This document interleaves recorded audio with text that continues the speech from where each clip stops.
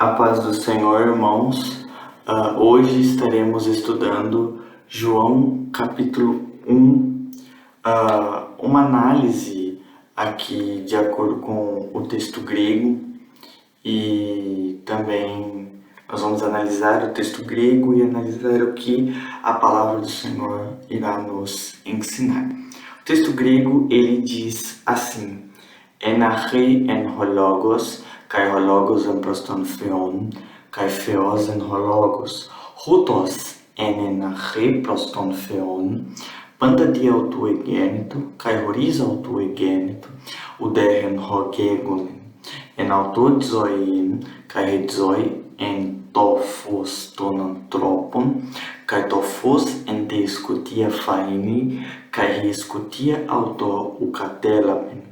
Egenetu anthropos apistalmenos parapheu onomauto Ioannis, hutos elfen eis martyrien, china martyrese, peritophotos, china pantes, pisteusosin, diautu, uc enekeinos tophos al china martyrese, peritophotos entophos to alefnon, hofotidze, panta anthropon erhomenon, eis ton cosmon.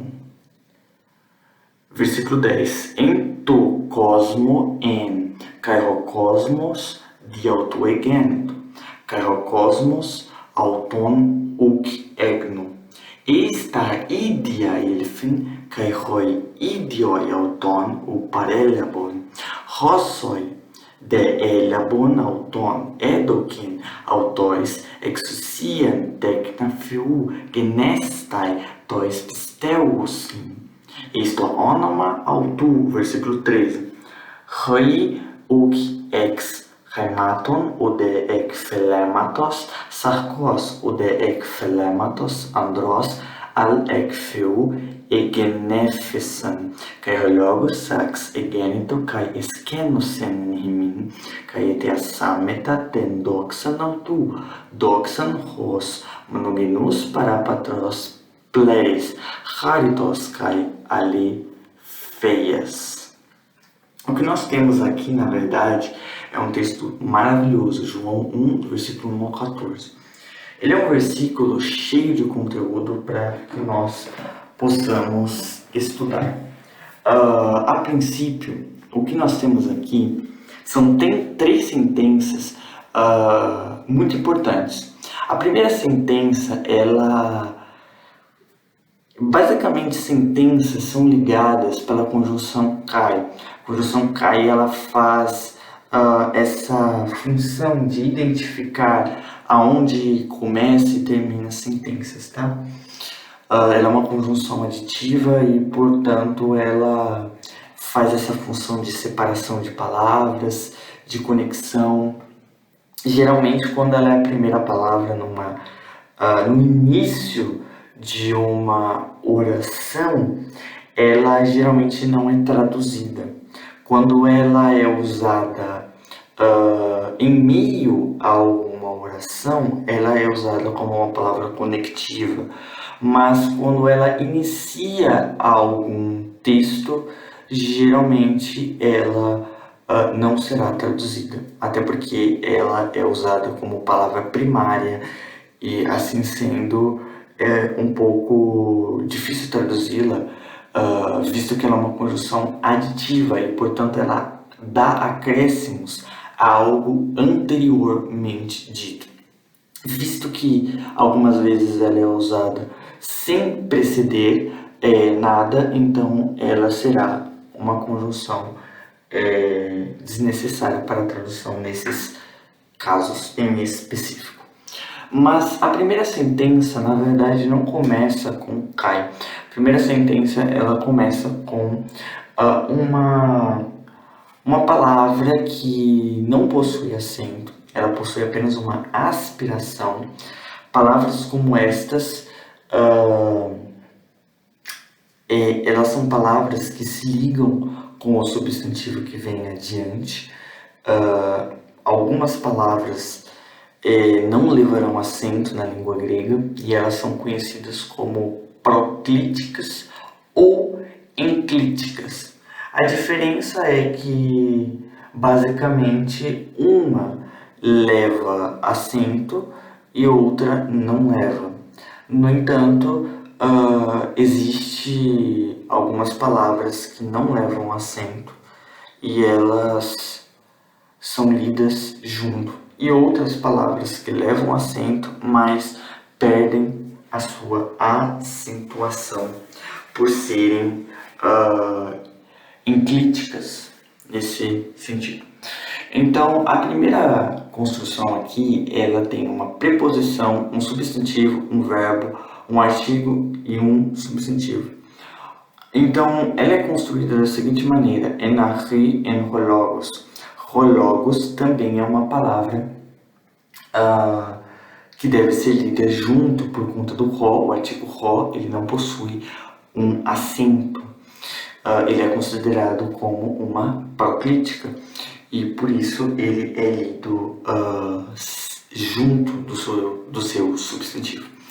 Então, basicamente, eu tenho um verbo que vem do verbo em mi, que é o verbo ser, e eu tenho en, é o imperfeito de em mi, do modo indicativo da terceira pessoa do singular.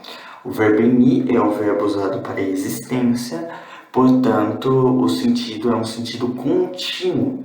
João está fazendo menção à eternidade, ao período de Gênesis 1, e é por isso que ele coloca o tempo passado. No entanto, a ideia é contínua e presente. Então, nesse sentido, a tradução será presente. Ele está falando de um passado, mas ele quer dar a ideia de continuidade, pelo que usou o tempo imperfeito e não o aoristo. Uma análise gramatical importante é que o verbo usado por João é o verbo en e não o verbo ginomai, ou egêneto, melhor dizendo. Egêneto seria o verbo correspondente para tornou-se. E nesse sentido, se João estivesse dizendo que Jesus foi criado, ele então deveria ter usado o verbo egêneto. E a frase então deveria ser a seguinte: enarre egêneto rologos. Assim sendo, o verbo en seria mudado pelo egêneto e faria que Jesus fosse um ser criado. No entanto, isso não procede e isso não foi o que João escreveu. Ele usa o verbo en, não no aoristo, no imperfeito, e ele está dizendo que Jesus existe desde o início e que não foi criado. Essa é uma importante ressalva que nós temos que colocar aqui. A segunda sentença da frase, ela vai basear-se numa preposição que, quando é usada com acusativo, nessa construção gramatical aqui, ela é uma construção de relacionamento. O gramático Dunker, ele escreve que aqui em João 1, essa preposição ela é uma preposição de relacionamento. E também ela é usada como objeto direto do verbo. Então, é justamente por isso que, basicamente, todas as traduções preferiram a palavra com, a maioria delas, melhor dizendo, preferiram a palavra com Deus. Detalhe importante é que o artigo ton, ele é um artigo de definição e concordância. Não necessariamente é um artigo para ser traduzido. A gente não irá traduzir esse artigo porque ele é um artigo de concordância. Alguns argumentam que Jesus não pode ser Deus justamente por conta desse artigo definido. E que esse artigo definido, então, faria com que existisse separação entre Deus e Jesus. No entanto, apesar disso ser verdade, o fato de Jesus ser uma pessoa distinta do Pai não nega a sua divindade. Aliás, a doutrina da Trindade nunca negou a distinção entre cada pessoa. Ela não nega o fato de que o Pai, o Filho e o Espírito Santo são seres de personalidade distinta. O que ela explica é que o fato de eles terem personalidades distintas não faz deles três deuses. É isso que a doutrina da Trindade explica. Então, pessoas que argumentam que a Trindade crê em três deuses são pessoas que nem entenderam ainda a doutrina da Trindade. Qualquer pessoa que conhece, que entende a doutrina da Trindade, sabe que, por mais que a pessoa não concorde com a doutrina da Trindade, ela sabe que nenhum trinitariano prega três deuses. Então, quem diz isso é uma pessoa que não conheceu e não entendeu ainda a Trindade. Mas, de qualquer forma, Kairologos Proston Theon é uma construção de relacionamento, mostrando que o Logos aqui, que é Jesus, ele se relacionava com Deus no princípio. Jesus estava junto com Deus no início de todas as coisas. Ele está fazendo uma referência ao seguinte. O verbo en, ele é um verbo bitransitivo. O que significa isso? Significa que ele é um verbo que precisa de dois complementos. Kairologos en e a palavra estava. Esse estava, ele implica em duas respostas. Estava aonde e estava com quem? Bitransitivo. Essa ideia que é passada aqui é a ideia do seguinte. Jesus estava aonde? Ele é respondido no início e no princípio. E ele estava com quem? Proston Theon é o objeto direto do verbo com Deus. Então, mostrando que são pessoas distintas, não tem como escapar aqui. Ele está fazendo claramente a distinção entre Jesus e Deus, aqui mostrando que eles são sim pessoas distintas, como o próprio gramático Malce vai escrever no seu livro Fundamentos do Grego Bíblico, e ele cita Daniel Wallace e ele cita Martinho Lutero, os quais ele vai fazer uma análise exegética das três sentenças desse versículo.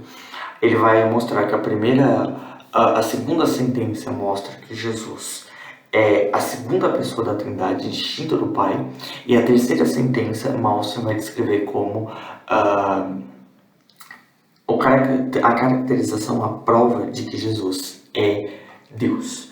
Deus no sentido único, porque nós pregamos um Deus em três essências, então três personalidades.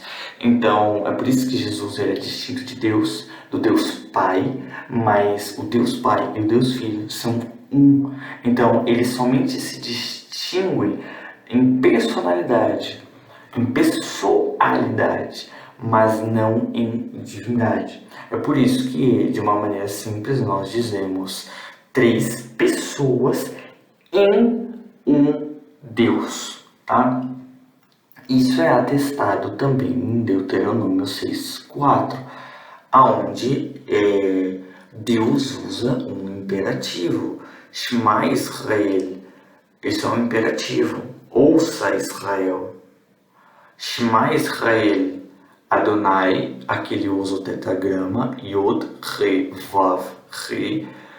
Shema Israel, Adonai, Eloheinu. Eloheinu é uma palavra plural, ele é um substantivo masculino que usa um sufixo pronominal do tipo 2, alterando o substantivo, fazendo com que ele seja plural. O ditongo tseriod faz com que o sufixo pronominal seja plural. Então, esse substantivo ele vai ser plural. Então, ele está falando de Deus no plural, e isso seria incoerente, visto que o texto é enfático, dizendo que Deus é um. Então, por que ele usa o plural para se referir a um Deus único? A resposta encontra-se na doutrina da Trindade, porque são três pessoas em um único Deus. Shema Israel Adonai Eloheinu. Adonai, que é o tetragrama de novo, errado. O Senhor é um. É maravilhoso, fantástico isso.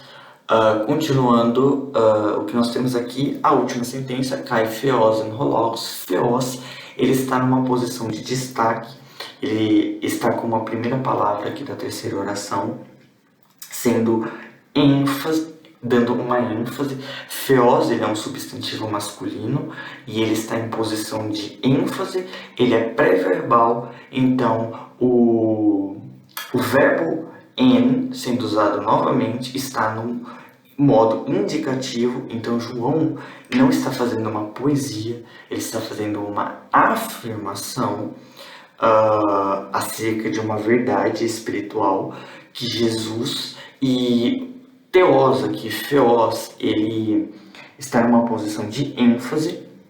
O verbo, ele está fazendo uma afirmação e ele está sendo usado antes do verbo, a palavra Feos. Então ela está como um predicativo do sujeito enfático. Então o predicativo do sujeito já é um adjetivo forte, mas ele já está em posição de ênfase. Então João, ele está dando uma ênfase muito maior acerca de Jesus. A ênfase que ele faz acerca da divindade de Jesus é muito grande. Ele dá uma ênfase enorme, dizendo, esse Feos sendo um predicado do sujeito, ele implica não impessoalidade. O texto não está dizendo que Jesus e Deus são as mesmas pessoas, mas que Jesus e Deus compartilham da mesma natureza, essência e divindade. Isso é extremamente maravilhoso. E é um texto em que prova a doutrina da Trindade. Tá? E esse texto, inclusive, ele se encontra, ele é muito recente, ele estima-se que o Evangelho segundo João foi escrito entre os anos 70 a 100 depois de Cristo. Existe um papiro do Evangelho segundo João, datado do ano 125 depois de Cristo, contendo João capítulo 18, alguns trechinhos. Bem, se no ano 125 depois de Cristo já existia um papiro acerca do Evangelho segundo João, isso nos informa que o autógrafo, que é o escrito original, é mais antigo do que este papiro. Portanto, é possível que este papiro seja uma cópia do autógrafo, e se assim o for, o autógrafo ele é datado de antes de 125. Então, ele pode ser datado do ano 90 depois de Cristo, que é o que eu defendo. Eu defendo a ideia de que João foi escrito no ano 90 depois de Cristo, e completamente coerente. E já desde o primeiro século, João, ele então está mostrando que a concepção que eles tinham acerca de Jesus, do Jesus, Deus. Vamos lá, continuando. Hutos en a representação. Esta aqui é mais uma afirmação de Jesus, de João acerca de Jesus, enfática. Porque logos é um substantivo masculino singular nominativo. Hutos segue as mesmas características, só que ele é um pronome demonstrativo masculino singular. Hutos, ele tem as mesmas análises morfológicas que logos, porque eles estão em concordância. Hutos, por ser um pronome demonstrativo, ele está fazendo referência a logos. Então, este estava no princípio com Deus, novamente mostrando o que? Quando João ele enfatiza isso, ele quer mostrar para a gente que o Feos do João 1.1 é um Feos qualificativo, como diz Daniel Wallace em seu livro. É um feos qualificativo, isto é, ele está dizendo da natureza divina do Filho e não da personalidade.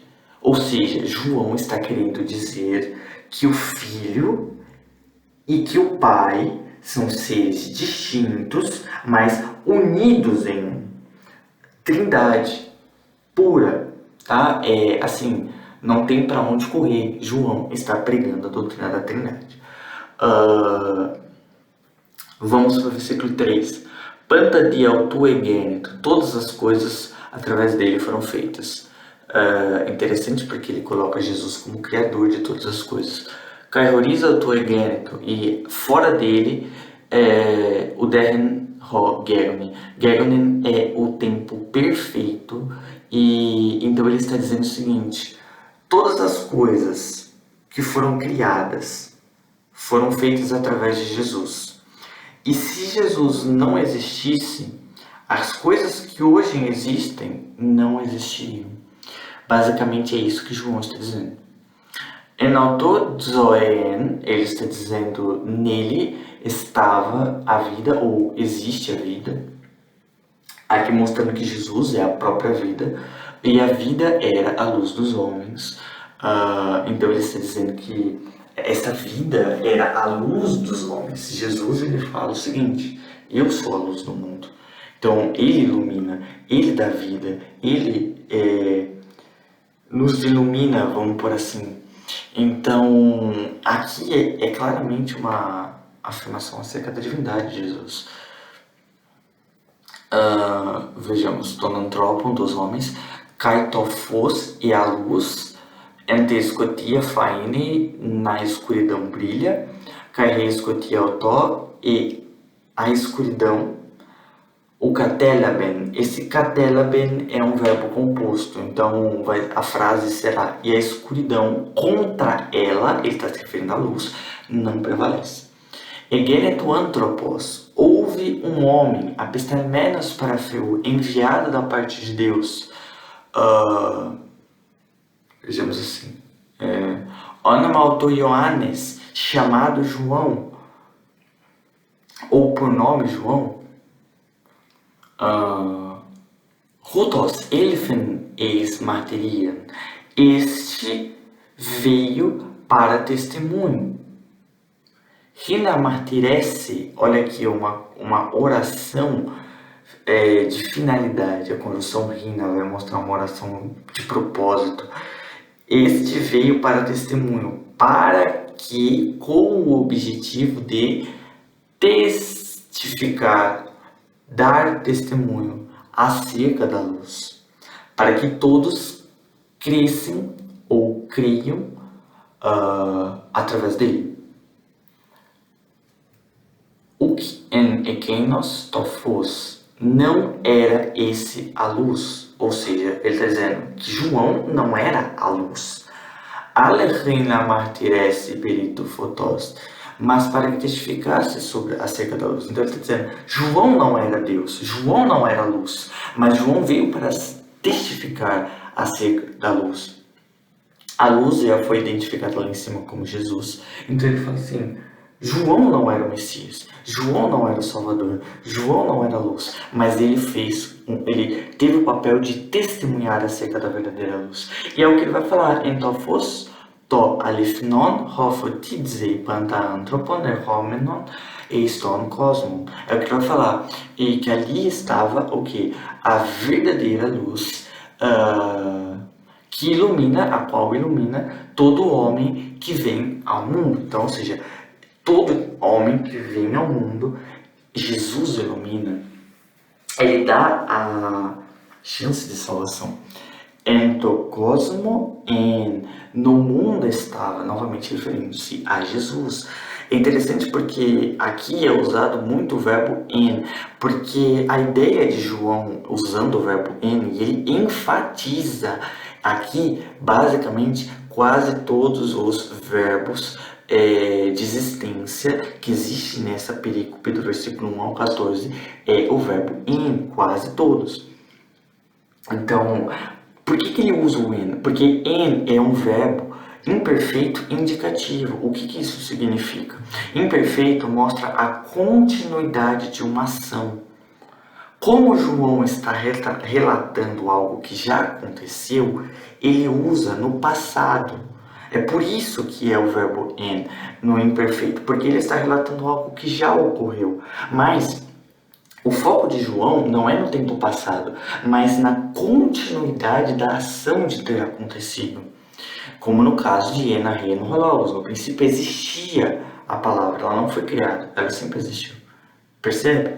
O foco de João em mostrar a ação permanente de Jesus, do verbo, melhor dizendo. E também, quando ele vai dizer no mundo estava, sim, ele estava. Estava permanente, no sentido de que ele estava, sabe? Não que ele simplesmente ficou um tempo, não, ele ficou permanente no mundo. O mundo estava, no sentido contínuo. Kairokosmos de autoegento. E também o mundo por meio dele foi feito. É o que está escrito aqui, falando que Jesus é o Criador do mundo. Mas o que eu queria pontuar aqui, antes de continuar, é que o verbo en também ele está no indicativo porque isso aqui que João está fazendo não é uma poesia. Isso aqui é uma afirmação dele. Então é por isso que João ele enfatiza muito o verbo en. Inclusive, deixa eu olhar aqui o texto, ele vai continuar usando o verbo en. Ali no versículo 15, ele vai usar o verbo en novamente. Então você vê João usando muito esse texto, esse verbo, porque ele está enfatizando ele. E justamente, e o objetivo de João ao usar esse verbo é mostrar que isso que ele está fazendo não é uma poesia, mas sim uma afirmação e mostrar uma ação contínua. Voltando para o versículo 10, então cosmo no mundo estava, kairokosmos de autoegente, e o mundo por meio dele foi feito. Kairokosmos autonuk egno, e o mundo não o conheceu. Esse conheceu, ele é um conhecimento profundo, não percebeu, não reconheceu, não entendeu, não discerniu quem estava aqui. Discernimento profundo. Ele está ídia para os seus. Efen veio. Está falando de Jesus, que Jesus veio para os seus. Está falando dos judeus. Kairoi idioi auton o parelabon. E os seus, ele está falando dos judeus, não o receberam. Então ele está dizendo que os judeus não receberam Jesus, que os judeus rejeitaram Jesus. Jesus veio para os judeus e os judeus mataram Jesus. Rossoi de elabonauton. Porém, todos quantos o receberam, edoquem autois, deu-lhes exousian tecna feugenestai, deu-lhes a autoridade de se tornarem filhos de Deus.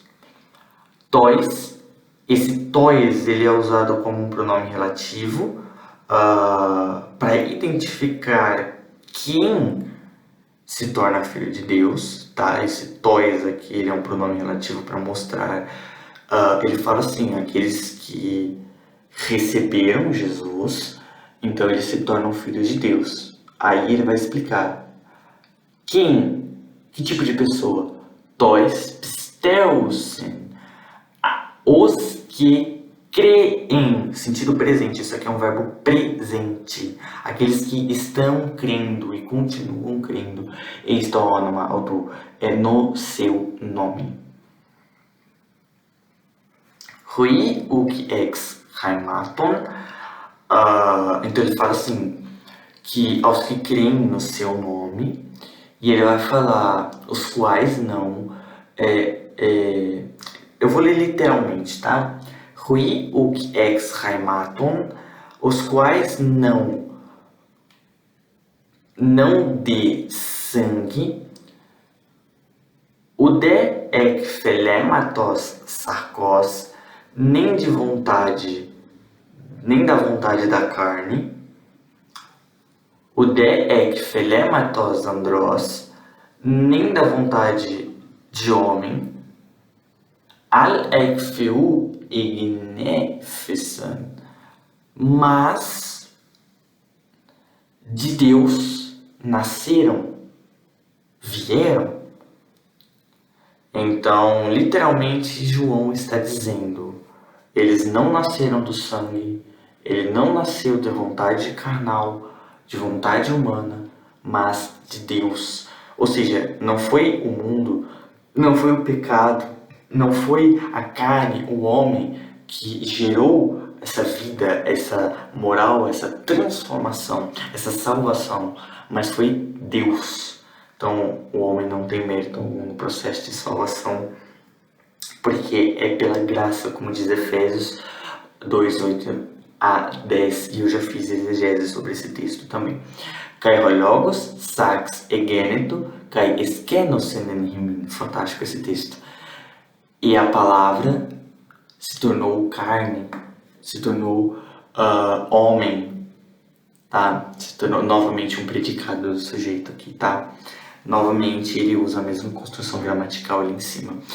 Perceba que sax é um verbo indefinido, porque ele está sendo usado como predicativo do sujeito, antes do verbo egeneto. Justamente por conta disso, a palavra se fez o quê? Homem. Aí em cima ele tinha dito que a palavra era o quê? Deus. E aqui ele se fez homem, as duas naturezas de Cristo. Kai eskenosen, ele está falando e tabernaculou. Aqui literalmente eu tenho armou a sua tenda entre nós, tá? A gente traduz por tabernaculou ou habitou, mas literalmente eu tenho kai eskenosen em mim, tabernaculou conosco, entre nós. Na verdade seria entre nós, tá? Poderia ser conosco? Poderia, mas conosco existe uma outra forma de expressar a palavra conosco no grego. Mas em mim também pode ser. Mas a ideia aqui literal é, e a palavra se tornou carne e tabernaculou entre nós. No meio de nós, essa é a ideia. Caete a samita e contemplamos tendoxan alto a sua glória. Então você vê, ele era um homem, mas a gente viu a sua glória, a sua majestade, o seu poder. Doxan, glória essa, percebe que ele coloca aqui, glória essa, apesar disso aqui não ser um verbo, a ideia é uma ideia reflexiva, glória essa, como do unigênito da parte do Pai, para patros, pleres, cheio, charitos, de graça, cai alefeias e verdade.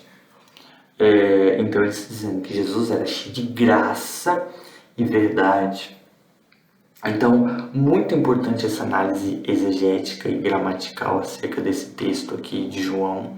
Muitos o interpretam de forma errada, mas eu pretendia apenas nesse período de 14 versículos, que inclusive já deu um áudio enorme, um vídeo grande, explicar um pouco do que o próprio texto está dizendo e através dessa explicação de João 1:1, através do próprio grego, da própria gramática, do texto original, ok?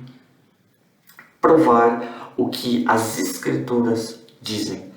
É bem verdade que algumas traduções não é nem por mal, mas é porque de fato, ao traduzir uma palavra, às vezes não é por maldade, mas é por falta de conteúdo na língua correspondente. Então, às vezes, a língua correspondente não tem todos os conteúdos necessários para expressar tudo o que o verbo ou as palavras estão dizendo. Então, você tenta aproximar ao máximo, mas às vezes não consegue passar tudo o que a frase está dizendo. Por isso, algumas frases necessitariam de uma nota de rodapé explicando o porquê de ser traduzido daquela forma e o que significa, explicando melhor. Tá? É bom traduzir-se de modo mais literal possível e explicar o que significa aquilo, tá bom? Basicamente essa a análise exegética de hoje. Deus abençoe. E como se diz no grego, eirene tu Kyrio adelphoimo. Paz do Senhor, meus irmãos. Só mais um detalhe. Esse pronome possessivo, mu, ele vem na frente das palavras, tá? Então não estranhe por eu ter dito adelphoimo, irmãos meus, tá? É porque, de fato, o mu ele vem na frente, tá? E outra coisa, adelphoi é plural, alguns poderiam estranhar. É porque a palavra mu ela é uma palavra irregular, ela serve tanto para substantivos singulares quanto para substantivos plurais. Então, adelphoi mu ou adelphos mu seria da mesma maneira, porque adelphos é irmão e adelphoi é irmãos. Então, adelphos mu, meu irmão. Adelphoi mu, meus irmãos. Não muda, tá? Só vai mudar o substantivo, o pronome possessivo. Não. Eu espero que tenha clareado o entendimento dos irmãos acerca do texto e fica aqui uma análise exegética e gramatical acerca do texto de João 1:1, mostrando aqui não somente as duas naturezas de Cristo, mas a salvação inteiramente pela graça de Cristo. Inclusive convido os irmãos a verem o vídeo da minha análise exegética de Efésios 2:8-9 e o versículo 10 também. E também o texto, ele é um texto de exaltação a Jesus. Todos os versículos falam de Jesus. Até quando ele menciona o João Batista, ele fala que João Batista veio para testemunho de Jesus. Então, por mais que ele tenha dado uma pausa no versículo 6, εγένετο άνθρωπος απεσταλμένος para Θεού, então, όνομα o Ioannis, por mais que ele tenha dado essa pausa dizendo houve um homem enviado da parte de Deus por nome João, por mais que ele venha falar de João, ele fala que João veio para dar testemunho de Jesus. Então o foco continua em Jesus. E é uma perícope é uma perícope única, tá? Não tem separação aqui. É uma única unidade, tá? Acerca da palavra do Senhor. Esse texto consta em todos os manuscritos e é possível que ele seja o texto mais antigo que nós possuímos, porquanto o manuscrito mais antigo de João é datado do ano 125 depois de Cristo, se eu não me engano. Esse é o texto mais antigo que nós possuímos. E também existe um papiro do ano 225, se eu não me engano, depois de Cristo, que consta o Evangelho segundo João também, tá? Desta forma, esse texto ele é verídico, ele consta em todas as versões, ele consta em todos os manuscritos gregos e é fantástico porque ele tem uma unidade espetacular, porque ele não muda, não tem variante textual acerca desse texto. Do versículo 1 até o versículo 14 em todos os manuscritos permanece idêntico, quer seja texto eclético, quer seja texto crítico, quer seja texto majoritário, eles são idênticos. Então, eu acho extremamente fantástico porque esse texto ele é um texto muito importante e doutrinas fundamentais dependem dele. E esse texto também foi escrito em combate ao gnosticismo.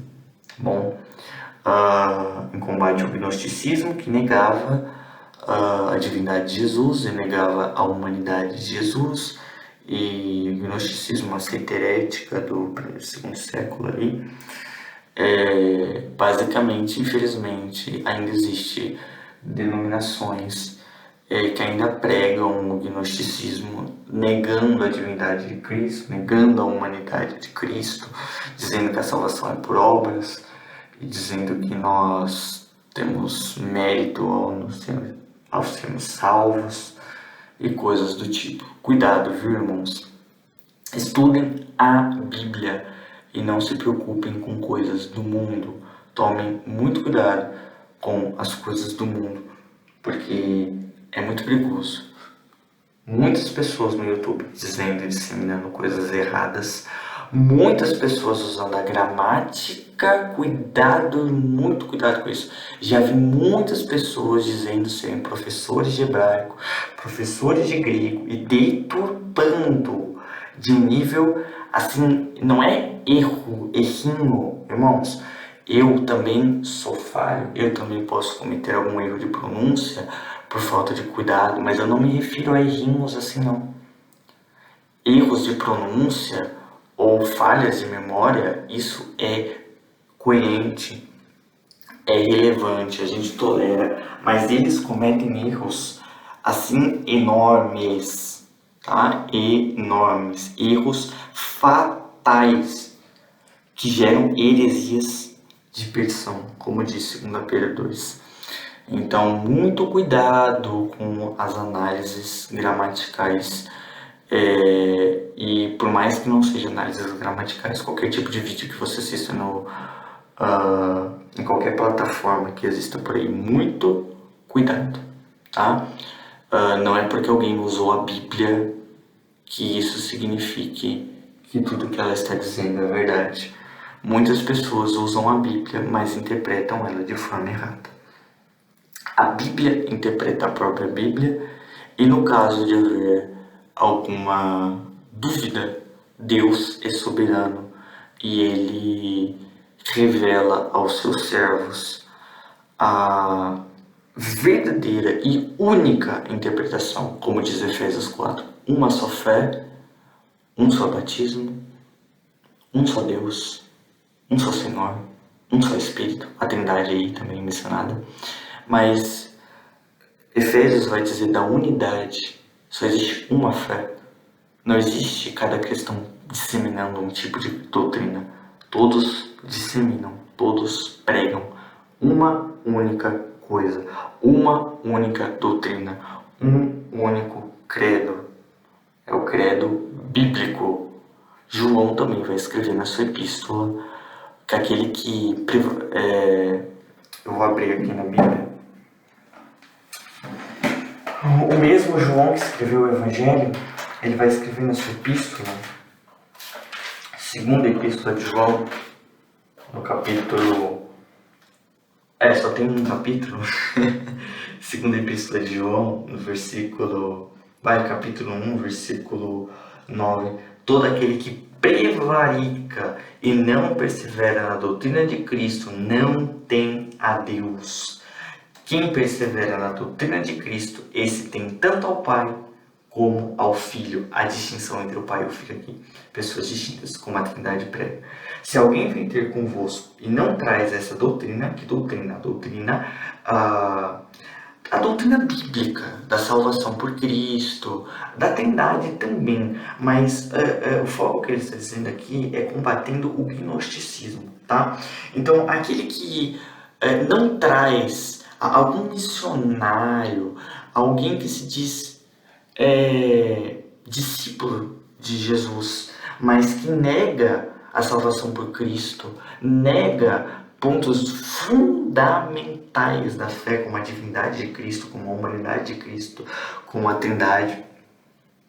Ele fala, não o recebais em casa, nem tampouco o saudeis. Ou seja, a ideia aqui é que naquela época, irmãos, naquela cultura, receber em casa era símbolo de ter intimidade. O que João está dizendo é, não compactuem, não apoiem financeiramente missionários heréticos. Tá? É isso que ele está dizendo. Missionários heréticos. Tá? Tipo, por exemplo, eu não posso mencionar aqui por conta de censura, mas, enfim, eu acredito que os irmãos entenderam. Que Deus dê graça e misericórdia e paz a todos, tá? Porque o versículo 11 aqui, não saúda tem parte nas suas más obras. Aí, tá vendo? É aquela questão de você ajudá-lo. Quem cumprimenta, quem tem comunhão com essa pessoa tem parte, ele ajuda ela a disseminar as suas heresias, tá? Eu não posso falar muita coisa aqui por conta de censura, mas enfim, Deus abençoe os irmãos em Cristo Jesus para o poder do Espírito Santo. Amém?